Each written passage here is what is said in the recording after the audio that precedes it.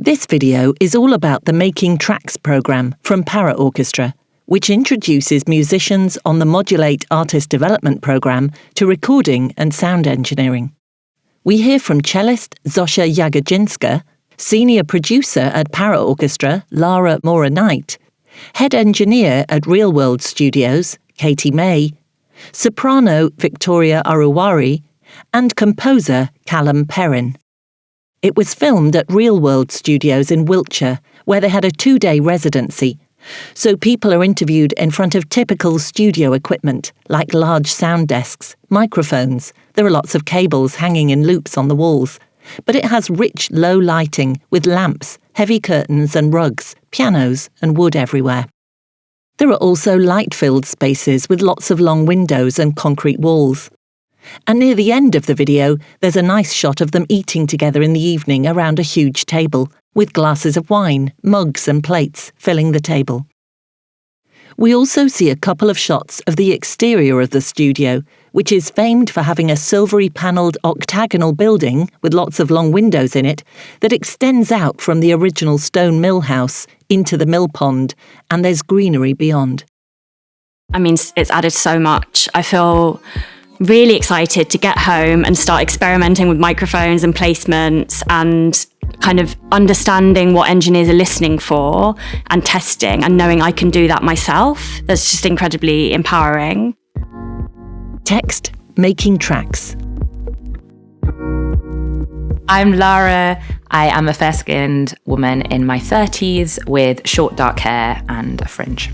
Modulate is Paraorchestra's artist development programme, and we run a series of talks, courses, more in-depth projects and residencies as part of that. Making Tracks is an introduction to recording that has been delivered in collaboration with Katie May, who's the head engineer at Real World Studios. The course is comprised of some introductory sessions online and then 2 days on site at Real World Studios in Box.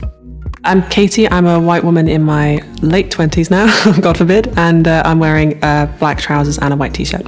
We decided that day one should probably be best spent introducing everyone and making sure that everyone had a rough overview of how sound actually works and the basics behind EQ and compression, mixing, how different microphones work, just like a broad scope look at basically what engineering is as a whole, because it's quite a scary world if you haven't been a part of it for a long time. And then the next day we decided to get a bit more in-depth and we did some specific individual sessions with each person that was there, which was an awesome chance for everyone just to get really deep into what they really wanted to get out of the experience.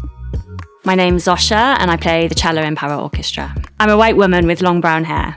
I really wanted to explore different ways the cello can sound in different spaces and how the placement of the microphones impacts the tone of the cello as well, and the different tessitura and register of the cello because it goes from really low to really, really high. I'm Victoria. I'm dark-skinned. I have ombre pink hair that goes from black to pink. I am wearing a purple jumper that has iridescent sparkles that come out in rays of purple and pinks. And I've got similar colored eyeshadow. I wanted to understand how the voice and microphones relate to each other, what technical terms to use when I want more of something or less of something in the sound that is being made, but also most importantly, how to listen for other things that a producer might be listening to.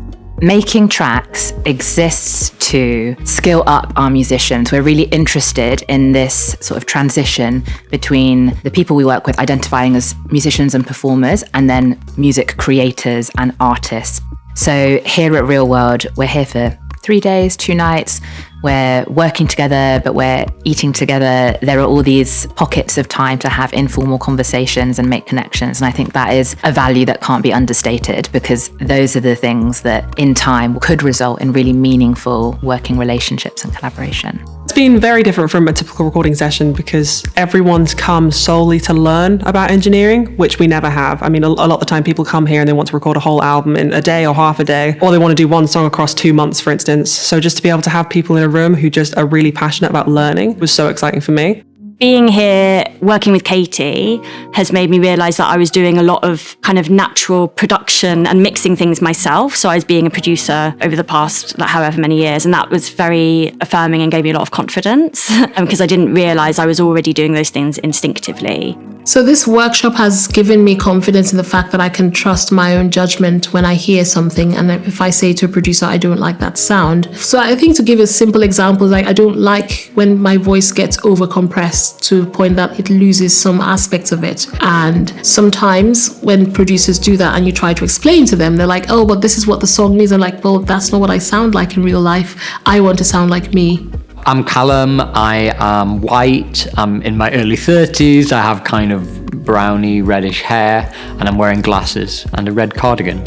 I think a really big aspect for me is this has kind of demystified the recording process and the environment of the recording studio. Like, I've definitely had bad experiences in recording studios in the past, and being kind of like quite scared and felt quite separate from the work of like the engineers and the producer or whatever, you know. Sometimes in recording studios as a musician, you can feel like you're at school again a little bit, and you kind of can't touch things, and you don't know what's going on. Sometimes there's a sense that you're maybe kind of kept in the dark a little bit. This environment has been like so generous, and it's really kind of like opened things up. You know, I didn't know a lot of these people before they arrived, but now I genuinely would consider them my friends, and that's such a wholesome thing to be a part of. And like, not only do I care a huge amount about their music, but I care a huge amount about their engineering journeys and their careers as a whole, and I want to see them thrive in the future, and I very much hope that this course will provide like a really good framework for that and for them.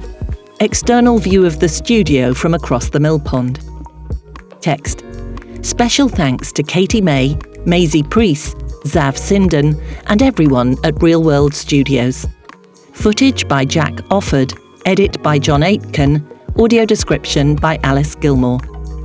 White logos on black background for Arts Council England, the Esme Fairbairn Foundation, the Mark Leonard Trust, Bristol City Council, Garfield Weston Foundation, the Linbury Trust, the John Ellerman Foundation, and PRS Foundation Talent Development Network, supported by PPL. Paraorchestra logo, which is the word Paraorchestra in white text on a black background, which then repeats into a long column, slants over to the side, and then folds back into one word again.